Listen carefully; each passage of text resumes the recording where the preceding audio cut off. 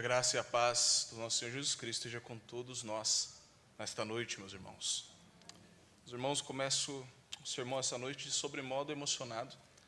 Eu estava conversando com o reverendo há pouco, durante o louvor, e ele disse algo muito importante. Ele falou: Marcos, um dia você vai olhar para essa igreja e vai ver todos esses bancos cheios. Não vai ter lugar para sentar. E essa oração de um pastor sincero que ama o seu rebanho, que ama o rebanho que Jesus confiou a ele. E também é a mensagem que nós vamos falar essa noite. Também é a oração de um pastor sincero para com a sua igreja. Abramos a palavra de Deus em Filipenses, capítulo 1, versículos de 12 a 18.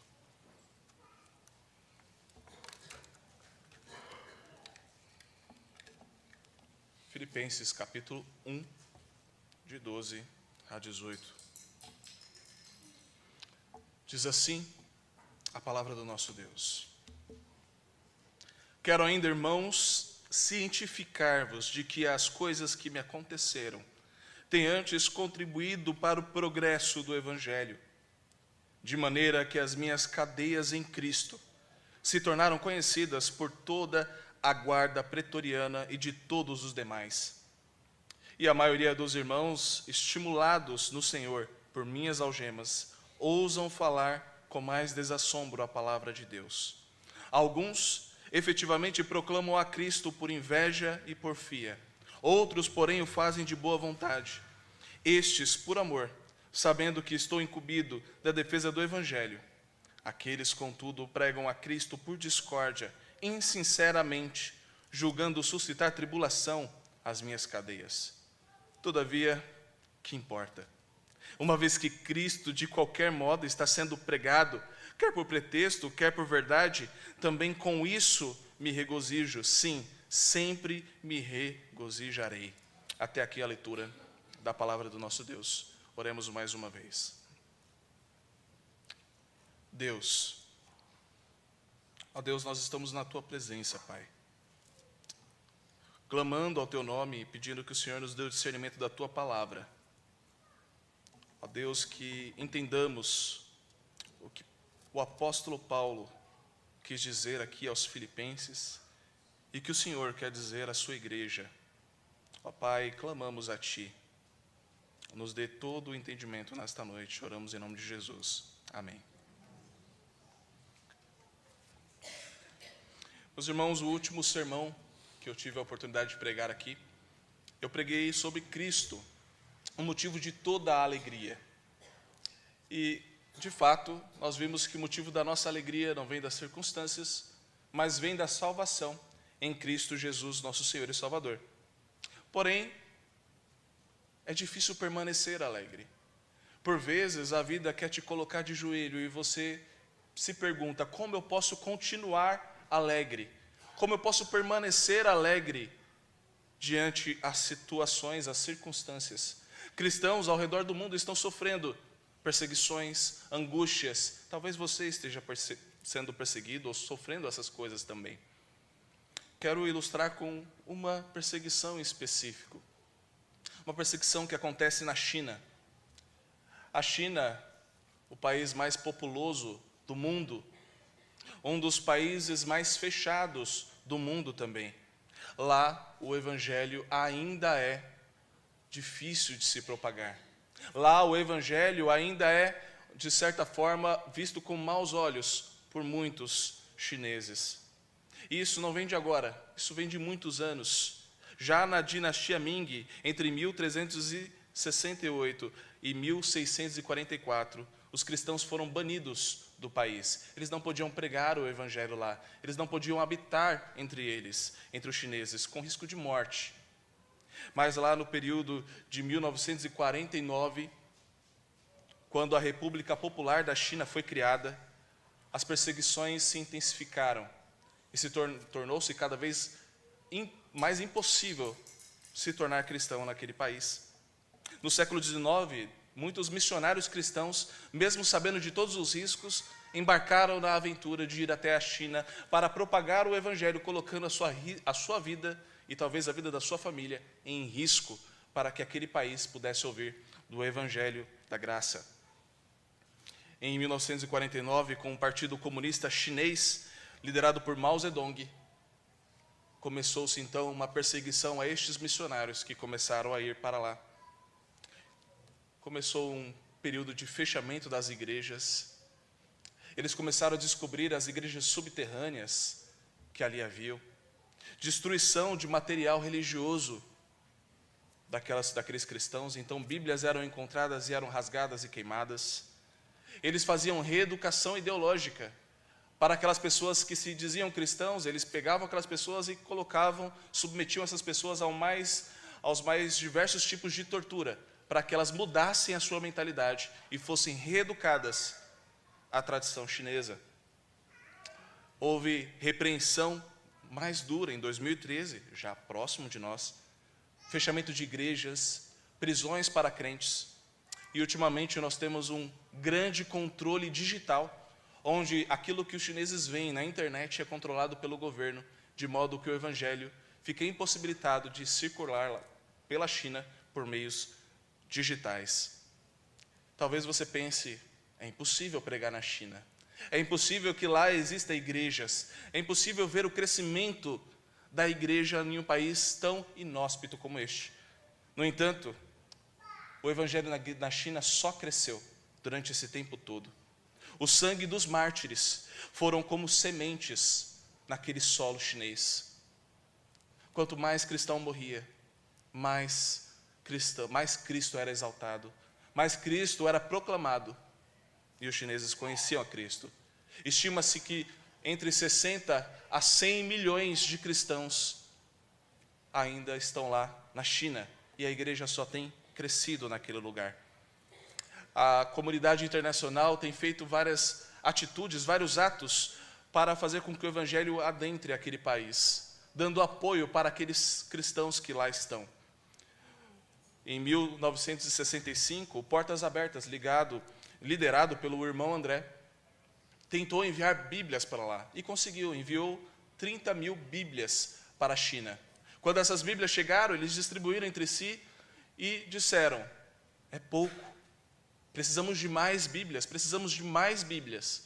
Então, no dia 18 de junho de 1981, o que foi definido pela revista Time americana como a maior missão evangelística da história da China, eles enviaram mais de 1 milhão de Bíblias para aquele lugar, de maneira totalmente clandestina pelos mares, mas essas Bíblias chegaram até a China e foram distribuídas por milhares, milhões de chineses naquele lugar.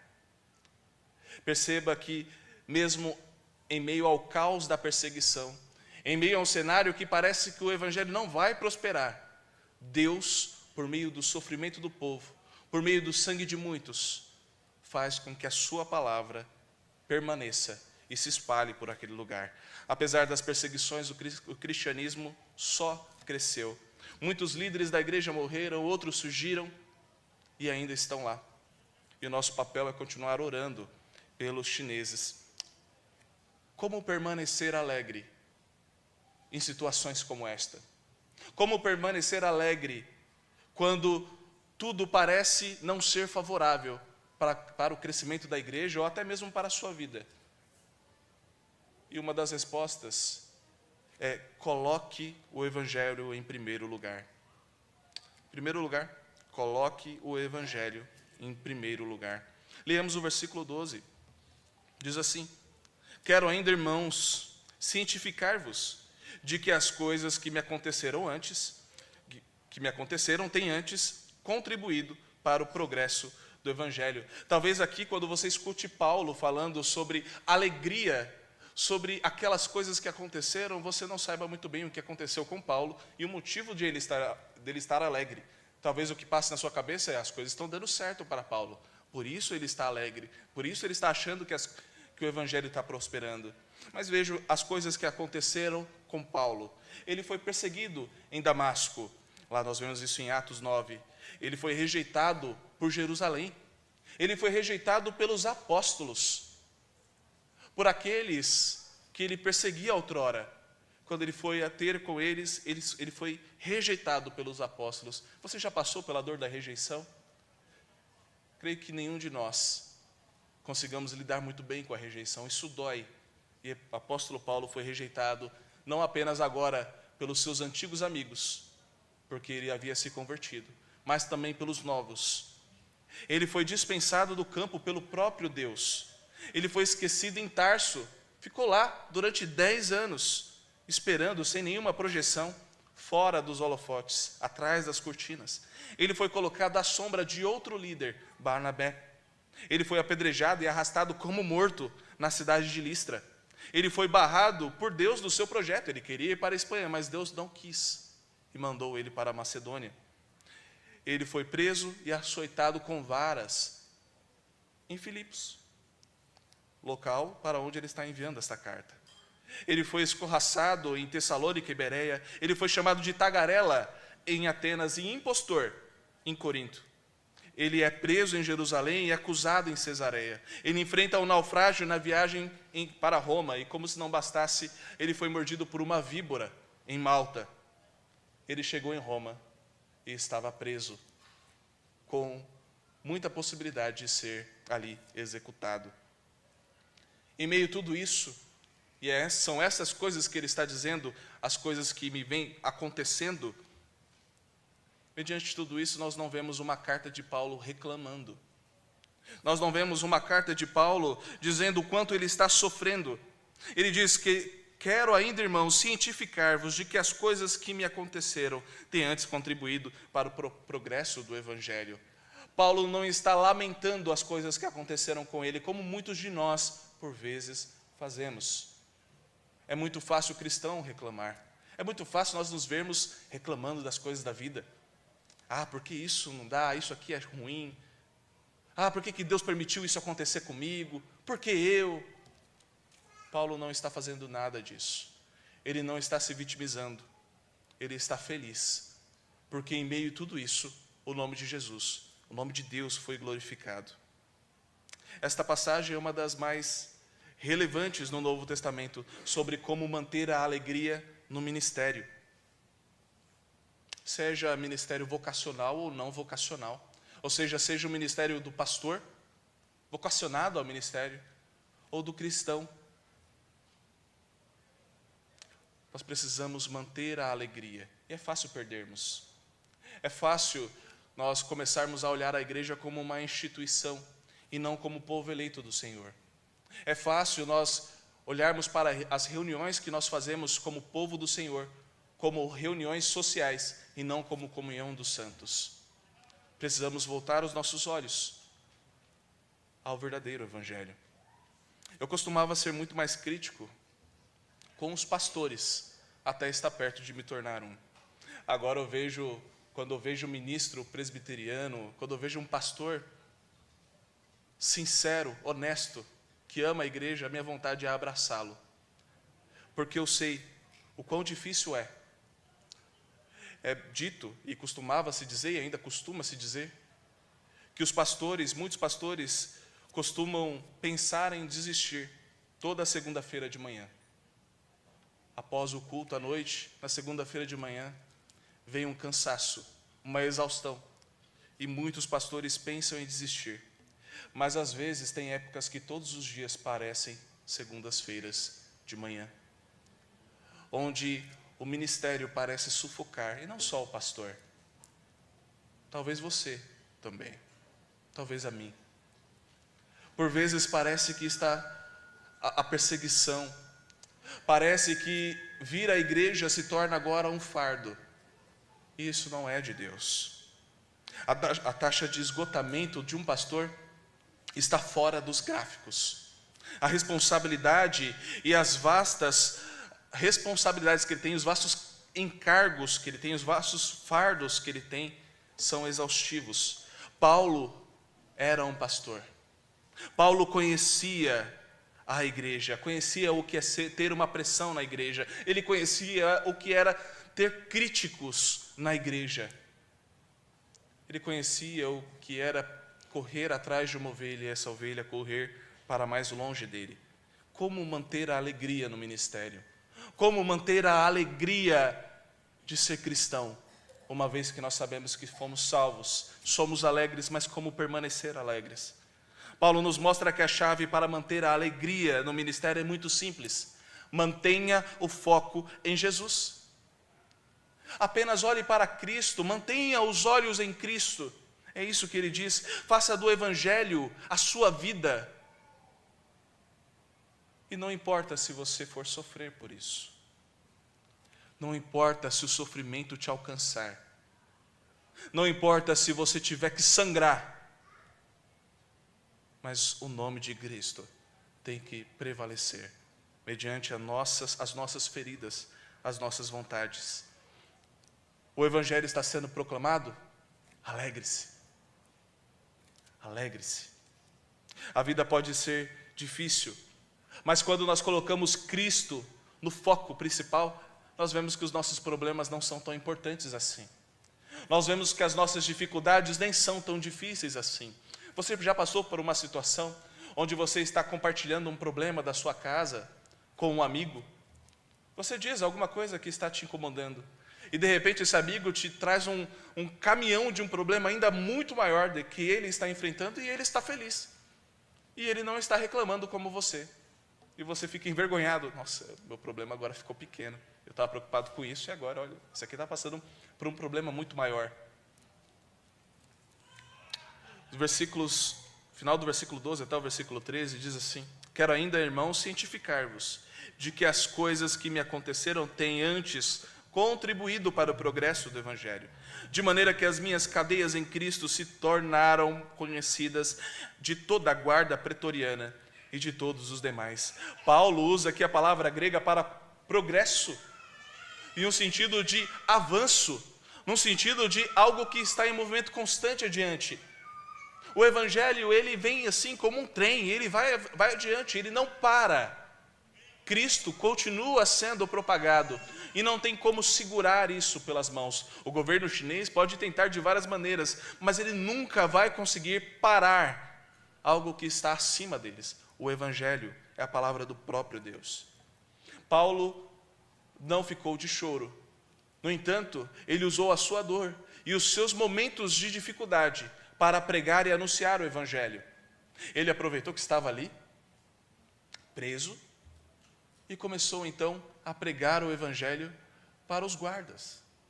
Veja, Paulo estava ali, pensa, o dia inteirinho, e os guardas faziam trocas de turno. Ele tinha um certo período de horas para poder conversar com aquele guarda que ali estava, e não era qualquer guarda, era a guarda pretoriana. Esta aqui era a guarda de elite de César, a guarda de elite do imperador. Então ele estava falando com o que tem de melhor na guarda nacional daquele lugar. Ele estava em Roma, o coração ali do planeta Terra naquele período. Ele estava em um lugar totalmente inóspito, porque Roma tinha fechado as portas para os cristãos. E agora ele estava dentro de Roma, pregando o Evangelho para os guardas daquela prisão, usando da sua dificuldade, das suas dores, para ali pregar o Evangelho. Você pode pensar, talvez, será que isso funciona? O Evangelho, meus irmãos, tem um poder muito além da sua eloquência, muito além da sua habilidade de falar ou de convencer as pessoas. O Evangelho é vivo, a palavra de Deus é viva. Aquele carcereiro, ao ver Paulo com aqueles homens orando, com as prisões abertas e eles não saindo, converteu-se ao Senhor. O Evangelho tem poder. Por vezes nos esquecemos disso. Por vezes nos esquecemos de como a palavra de Deus é poderosa. O inimigo não se esquece, mas nós por vezes nos esquecemos. Não apenas os guardas e oficiais romanos ouviram as boas novas, mas todos aqueles que estavam na presença de Paulo ouviram e foram impactados pelo testemunho de Paulo, que durante a sua prisão não murmurou e continuou servindo. Veja a providência de Deus trabalhando aqui. Se Deus tivesse permitido a Paulo ir para a Espanha, se Deus não tivesse deixado Paulo durante aqueles 10 anos em Tarso, se Deus tivesse feito qualquer outra coisa, e coisas que Paulo aqui considerava como ruins. Não Paulo considerava como ruins, mas nós podemos olhar e falar, isso é ruim. Nós não gostamos que os nossos planos sejam frustrados, não é mesmo? Paulo queria ir para a Espanha. Deus falou, não vai. Você vai para outro lugar. Você vai para a Macedônia. Talvez nos nossos olhos isso seja ruim. Olha, você não vai para esse emprego, você vai para aquele outro. Você não vai casar com esta pessoa, você vai casar com essa. Se nós ouvíssemos a voz do Senhor, nem sempre a nossa vontade seria feita. E este deveria ser o motivo da nossa alegria. Porque por vezes a nossa vontade faz com que morramos, faz com que pereçamos. Mas a vontade de Deus nunca faz isso. Nós nunca sabemos como Deus pode usar o nosso sofrimento na vida de outras pessoas. Eu vi recentemente uma jornada de fé de Peter O'Brien. Quando ele era jovem, ele não era cristão e nem os seus pais eram cristãos. Mas ele tinha uma vizinha, e essa vizinha, esta sim, era cristã. Uma senhora que infelizmente estava doente e sofria de muitas dores nessa enfermidade, e ela já estava caminhando para o fim da sua vida. Essa senhora deu um bom testemunho. Essa senhora suportou o seu sofrimento e sempre tinha alegria e uma palavra confortável para dar para a mãe de O'Brien. Então, a mãe de O'Brien, impactada com aquela senhora, resolveu ouvir mais do Evangelho. Resolveu ir até a igreja dessa senhora. Converteu-se, ela e o marido. Anos depois, o filho também converteu-se ao Evangelho. E este, Peter O'Brien, após a conversão, amou tanto a Cristo e sentiu-se chamado ao sagrado ministério. Tornou-se pastor, fez seminário, fez doutorado, foi para a Índia, pregou o Evangelho naquele lugar, fazendo missões. Depois foi para a Austrália e ali escreveu diversas obras que ajudam os pastores até hoje a pregarem o Evangelho. Ele escreveu diversos comentários bíblicos naquele lugar, inclusive de Filipenses. Talvez se você fosse falar com aquela senhora e dissesse para ela, olha, se você continuar firme, segura aí, segura essa dor que você está sentindo. Se a senhora continuar firme no Evangelho, isso vai acontecer. Aquele jovem vai se tornar um pastor, vai se tornar um doutor, vai pregar o Evangelho na Índia, muitas pessoas vão se converter e muitos pastores serão ali edificados e poderão edificar muito a igreja de Cristo por meio do seu sofrimento que você está passando agora. Talvez aquela senhora dissesse, sim, então importa sofrer por Cristo, porque esse sofrimento então vai ser ampliado. Vai ampliar o Evangelho, vai ampliar a propagação do Evangelho. Mas aquela senhora não sabia nada disso. Assim como você também não sabe, assim como nós não sabemos o que Deus tem como propósito no nosso sofrimento. E é por isso que Tiago diz que nós devemos nos alegrar quando nós sofrermos provações. Nós devemos nos alegrar, meus irmãos, também no nosso sofrimento. Porque a vontade de Deus está sendo feita, independente da nossa. E que Deus use o nosso sofrimento para testemunhar do amor dele para o seu povo. Paulo nunca reclamou. Ele via que, através do seu sofrimento, o Evangelho estava sendo pregado. Em Filipenses 1:14, diz, e a maioria dos irmãos, estimulados no Senhor por minhas algemas, ousam falar com ainda mais desassombro a palavra de Deus.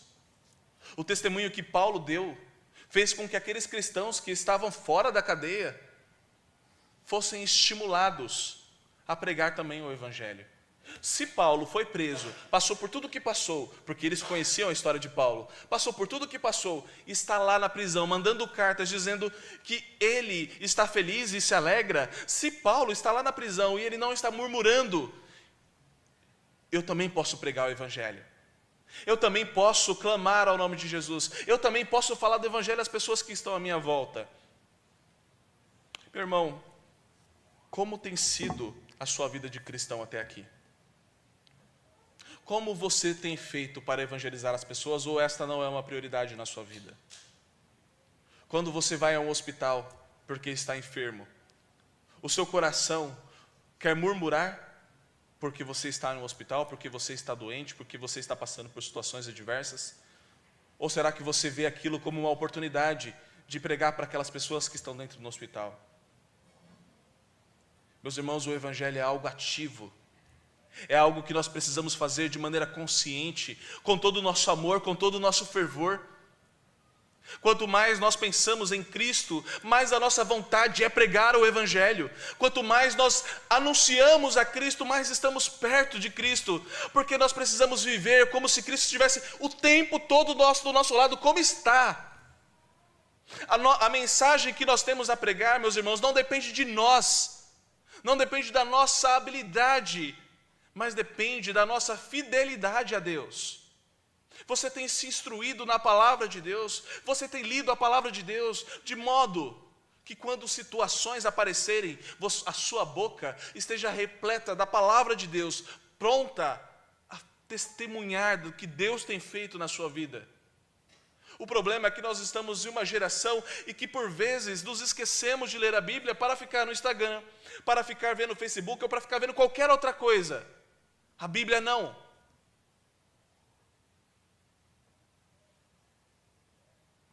Eu vi recentemente um comediante não cristão zombando dos cristãos. E a zombaria era: qual é a sua religião? Ele perguntando para uma pessoa. E a pessoa disse: eu sou cristão. E como é ser cristão? Ah, ser cristão é o máximo. Cristo é tudo para mim. Cristo é tudo para você? Tudo. Para mim, Cristo é tudo, e Ele deixou a palavra dEle, a palavra de Deus, que eu sou movido pela palavra de Deus. A palavra de Deus é tudo para mim. É um livro incrível, que nós podemos aprender muitas coisas. E ele perguntou para esse cristão: e você já leu ele todo? Ah, não. É grande demais. Mas você disse que esse livro é tudo para você. Sim. Que Jesus é tudo para você. Sim. Mas você não leu o livro que Ele deixou para você? Não, é muito grande. Ainda não li. Não deu tempo. Quantos mais desculpas nós vamos ter? Este é um relato de alguém que não é cristão, zombando dos cristãos. Quantas vezes nós vamos aceitar essa zombaria? Leiamos a palavra de Deus. De manhã, à tarde, à noite. Precisamos dela. Sem ela, sem o nosso alimento, nós não paramos de pé. Não há como parar de pé. Não há como ter uma boa vida espiritual. Se nós não nos alimentarmos, é como se alimentar de comida. Se você não come, você fica fraco. Minha mãe dizia, eu acho que a mãe de todo mundo: o saco vazio não para de pé. Da mesma forma é sua vida espiritual. Se você não se alimentar, você vai ser alimentado. Em segundo lugar, como permanecer alegre? Amando a Cristo mais do que a si mesmo. Amando a Cristo mais do que a si mesmo. Versículo 15 a 17 diz assim: alguns efetivamente proclamam a Cristo por inveja e porfia. Outros, porém, o fazem de boa vontade. Estes por amor, sabendo que estou incumbido da defesa do Evangelho. Aqueles, contudo, pregam a Cristo por discórdia, insinceramente, julgando suscitar tribulação as minhas cadeias. Paulo aqui reconhece que existe dois tipos de pessoas que proclamam o Evangelho: aqueles que fazem por discórdia e aqueles que fazem por amor. Os que fazem por discórdia procuram trazer tribulações a Paulo. E como isso? Meus irmãos, é aquela pessoa que está pregando o Evangelho visando o mal da outra. Paulo estava preso, Paulo era um dos grandes líderes, e nós já vemos ali, bem no início do Evangelho, a corrupção do homem já se misturando com a igreja. Nós vemos bem no início do Evangelho como existem homens vorazes no nosso meio também. E nós precisamos vigiar constantemente. Aqueles homens não estavam preocupados com Paulo. Aqueles homens não estavam preocupados sequer com o Evangelho. Mas aqueles homens queriam a fama de Paulo, queriam o poder de Paulo, queriam ali a liderança de Paulo. De modo que, se a proibição era: não pregue mais o Evangelho, porque esse líder cristão já está preso. Então o que o imperador tinha ali como estratégia: vou prender Paulo, e com a prisão dele, eles vão parar de pregar. Alguns pregavam de propósito. Eu vou pregar porque se eu pregar, eles vão ficar ainda mais irritados e vão fazer com que Paulo sofra mais. E vão fazer talvez que ele seja eliminado e que uma nova liderança precise surgir.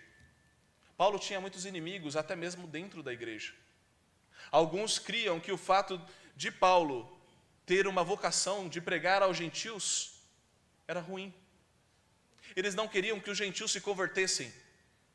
Os judaizantes, aqueles que achavam que eles eram o povo eleito do Senhor apenas, não queria que o evangelho se expandisse. Não, somente nós da genealogia podemos ter Cristo. Estes outros não. Como que este apóstolo Paulo ousa pregar a gregos?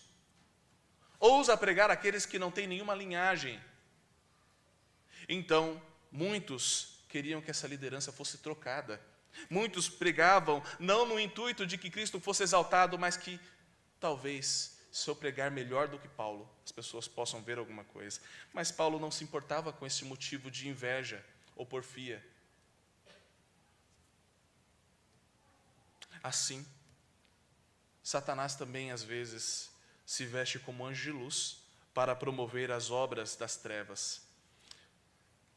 Nós precisamos tomar cuidado, porque por vezes a pessoa está falando coisas agradáveis, coisas que você quer ouvir, mas nem sempre o que está no coração daquela pessoa é aquilo que ela professa. Como muitos servos assalariados desprezam o seu senhor e põem toda a sua atenção unicamente no salário a ser recebido. Assim também são os pregadores egoístas e invejosos, que não estão preocupados com a glória de Cristo, e sim que o seu nome seja exaltado. Nós vemos isso, por vezes, até mesmo nas redes sociais, quando a intenção é fama, é glória própria, e não que o evangelho seja anunciado. Em Efésios 6, 5 a 8, diz assim: quanto a vós outros, servos, obedecei ao vosso Senhor segundo a carne, com temor e tremor, na sinceridade do vosso coração, como a Cristo, não servindo à vista, como para agradar homens, mas como servos de Cristo, fazendo de coração a vontade de Deus, servindo de boa vontade como ao Senhor e não como a homens, certos de que cada um, se fizer alguma coisa boa, receberá isso outra vez do Senhor, quer seja servo, quer seja livre. Alguns por quererem manter a sua posição, outros para se tornarem cada vez mais ardilosos e famosos, tentavam suscitar tribulações a Paulo. William Barclay, um teólogo, ele diz que Paulo não alimentava ciúmes ou ressentimentos pessoais dessas pessoas. Se Jesus Cristo era pregado, não lhe importava quem receberia o crédito, a honra ou o prestígio. Com muita frequência nós nos ressentimos, pois outro ganha uma distinção que nós não recebemos. Muitas vezes olhamos para o outro como inimigo, pois tem expressado alguma crítica sobre nós ou nossos métodos. Com frequência pensamos que alguém não serve porque não faz as coisas do nosso modo. Até aqui a citação de Barclay. Examine os seus motivos para seguir a Cristo. Examine os seus motivos para estar aqui na igreja. Por que você vem à igreja? O que te traz aqui na igreja? Por que você se diz cristão? Examine os motivos do seu coração e não aquilo que você fala ou faz. É muito fácil nós nos tornarmos religiosos.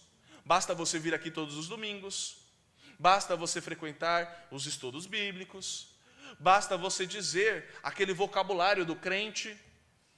Pronto, agora você é um cristão. Mas o que está dentro do seu coração?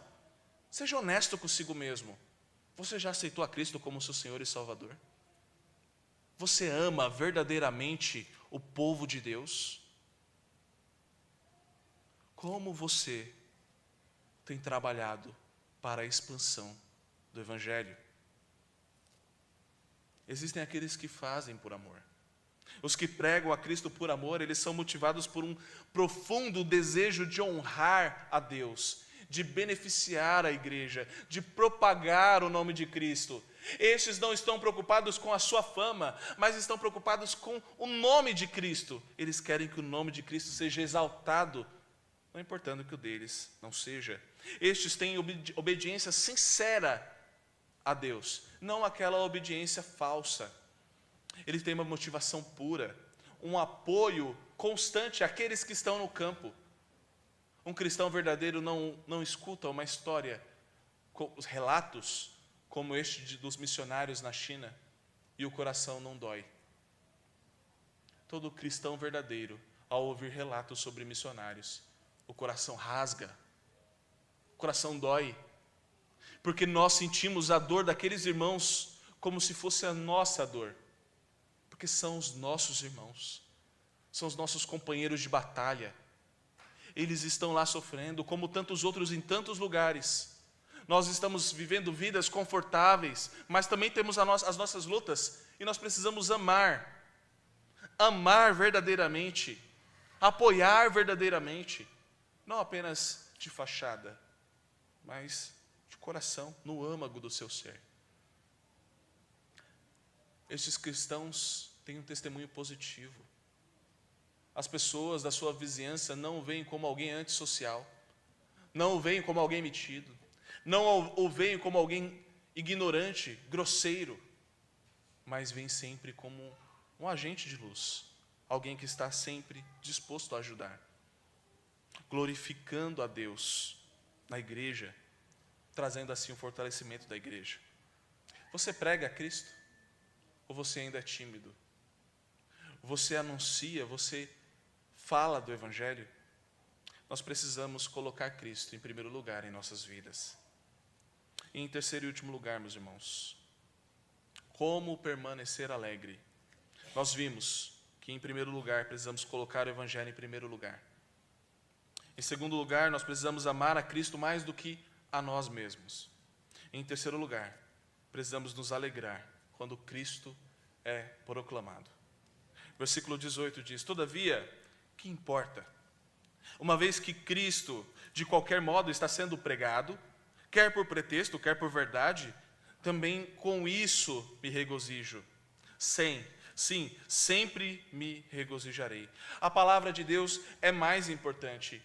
É possível sim que pessoas, por motivos egoístas, possam falar do Evangelho de Deus com o coração todo quebrado. Mas veja, esta é uma das belezas do Evangelho. A pregação, o poder da pregação de Deus, o poder da palavra de Deus não vem do pregador. Isso é legal, né? É legal porque quando um pregador sobe aqui à frente, muitas coisas passam por nossas cabeças. Mas um pregador fiel, que prega a palavra de Deus, ele pode ter a segurança de que ao subir aqui e começar a anunciar o Evangelho, a obra que será feita vai ser por meio da palavra de Deus, e não por meio de mim, não por meio da minha habilidade intelectual, não por meio da minha habilidade de comunicação. O nome de Jesus Cristo vai ser anunciado se eu estiver pregando fielmente. Não importa o que estiver acontecendo na minha vida. Não importa os pecados que eu carrego, porque eu carrego. Nós precisamos tirar aquela visão mística de que o pastor, ele não é um ser humano. Ele é um ser humano. Ele peca, ele sofre também. Por vezes eu vejo alguém dizendo: não, mas para pastor é fácil. Eu passo por lutas espirituais, mas para pastor é fácil. Para pastor é tranquilo. Ele não tem essas dificuldades, não. Para ele, ele estudou. Não é assim. Pastor sangra. Pastor chora. Pastor luta contra o pecado. E a nossa tranquilidade é saber que ao subirmos aqui, não é o Marcos falando, mas é o próprio Deus, por meio da sua palavra.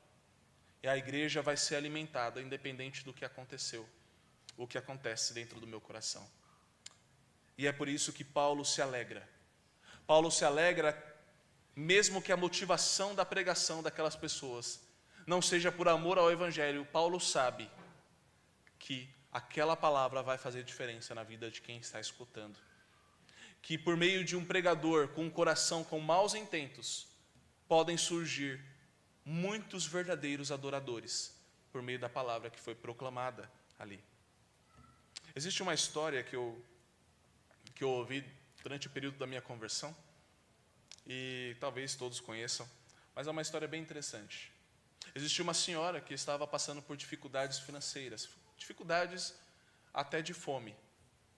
E ela tinha um vizinho maldoso. Este vizinho, por maldade, sabia que ela estava passando fome e disse: vou comprar uma cesta básica para aquela senhora. Ele sabia que ela era crente. Vou comprar uma cesta básica e vou enviar, mandar para entregar lá. E quando você chegar lá na casa dela, você vai dizer: está aqui, ó, a cesta básica.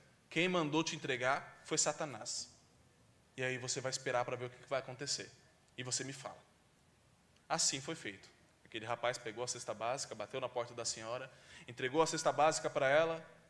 Ela agradeceu muito, chorando, pegou aquela cesta básica, sabendo que era uma providência de Deus, pegou aquela cesta básica, virou as costas e entrou. Aquele homem acenou: ô, minha senhora, a senhora não vai perguntar quem foi que enviou para a senhora, não? Não, meu filho, fique em paz, porque quando Deus manda, até o diabo obedece. Meus irmãos, o ofício da pregação, ele é um ofício sublime. Os pregadores se esforçam para ter uma vida santa e irrepreensível, assim como todo crente deveria esforçar-se, sabendo que todos nós fomos chamados para sermos santos e irrepreensíveis. Não importa quais lutas você esteja passando, não importa quais lutas contra o pecado você esteja passando, você pode ter a certeza que quando você abrir a sua boca para falar sobre Deus, a outra pessoa vai ouvir o evangelho da graça. Se é isso que você estiver falando, então, nós podemos pregar, independente de nós. E veja, isso que Paulo está falando não é um convite à heresia. Paulo não está chamando aquele povo para dizer: fale o que quiser, mas fale o nome de Jesus. Você pode falar qualquer coisa, mas cita Jesus no meio, pronto, isso é coisa de crente. Não é isso que Paulo está falando. Paulo não está convidando aquelas pessoas para a heresia. Paulo está falando das pessoas que pregam verdadeiramente o evangelho. Não é uma discussão aqui o modo ou o que está sendo pregado. Ele está falando sobre pessoas que estão pregando Cristo ressurreto. Não heresias, pessoas que estão pregando Cristo de verdade. E também não está falando sobre o modo. Aqui não é uma abertura para você dizer: está vendo? Está escrito ali. Então nós podemos pregar a Cristo de qualquer maneira. O que importa é que Cristo seja pregado. Vamos fazer então bloquinhos de carnaval cristão. Vamos fazer baile funk gospel. E qualquer outra coisa que se coloque gospel depois, pronto, está tudo certo. Agora é de crente. Não é sobre isso que Paulo está falando. Ele também não está falando que é para você falar qualquer coisa. É a pregação fiel do evangelho. E a pregação, por meio da pregação mesmo, do sermão. É isso que ele está falando. Ele jamais teria se alegrado com heresias no meio da igreja. Ele jamais teria se alegrado com tipos de banalidade na propagação do evangelho. Mas ele está falando sobre os intentos do coração daqueles pregadores. Não importa, meu irmão, minha irmã, qual seja o intento do meu coração nessa noite. Eu posso estar aqui hoje buscando a minha fama, autopromoção, mas o evangelho está sendo pregado, é isso que Paulo está querendo dizer. E isso não tira a responsabilidade do pregador que busca fama e autopromoção ao invés de Cristo. E isso ele vai acertar com o próprio Deus. O evangelho é algo extremamente simples. Extremamente simples. Somos nós que complicamos. Eu estava vendo uma entrevista de um treinador de futebol famoso. E é um treinador que ganha milhões de euros por mês. E em uma entrevista, depois de uma derrota, foi entrevistado e perguntaram: o que você pretende fazer no próximo jogo? O que você pretende fazer para que isso não aconteça novamente, para que o time ganhe? E ele diz: nós precisamos atacar mais e não levar gol. O homem ganha milhões para dizer que precisamos atacar mais e não levar gol. Talvez o meu filho saiba já disso. Mas talvez essa simplicidade seja o que falta o cristão compreender. Domingo após domingo, os pregadores sobem nos púlpitos de suas igrejas e falam o básico para as suas ovelhas. E ainda assim, nós vemos muitas delas se afastando do Evangelho de Cristo. Parece que é algo básico, mas não é feito. Parece que é algo simples, mas não é realizado. O Evangelho é simples. Prossiga para o alvo. Creia em Jesus Cristo como seu Senhor e Salvador. Isso pode nos manter alegres. Para concluir, meus irmãos, nós vimos que para permanecer alegre, precisamos colocar o Evangelho em primeiro lugar. Amar a Cristo mais do que a si mesmo. Alegrar-se quando Cristo é proclamado. E a chave para manter a alegria no ministério é simples: manter o foco em Jesus. Fazer do Evangelho o foco da sua vida e do seu ministério. Como Paulo colocou o Evangelho acima das suas vontades, nós também somos chamados, meus irmãos, a colocarmos o Evangelho acima do nosso desejo, acima da nossa vontade. Por vezes eu vejo cristãos dizendo: meu filho não quis ir à igreja hoje, fazer o quê? Cuidado com essa negociação do Evangelho. Cuidado com essa negociação do que é santo. Nós não negociamos com Deus, nós obedecemos a Deus. Se Ele diz para sermos santos, precisamos ser santos. Se Deus disse para nós sermos irrepreensíveis, precisamos ser irrepreensíveis. Se Deus diz para termos comunhão, precisamos ter comunhão. Não há negociação com a palavra de Deus.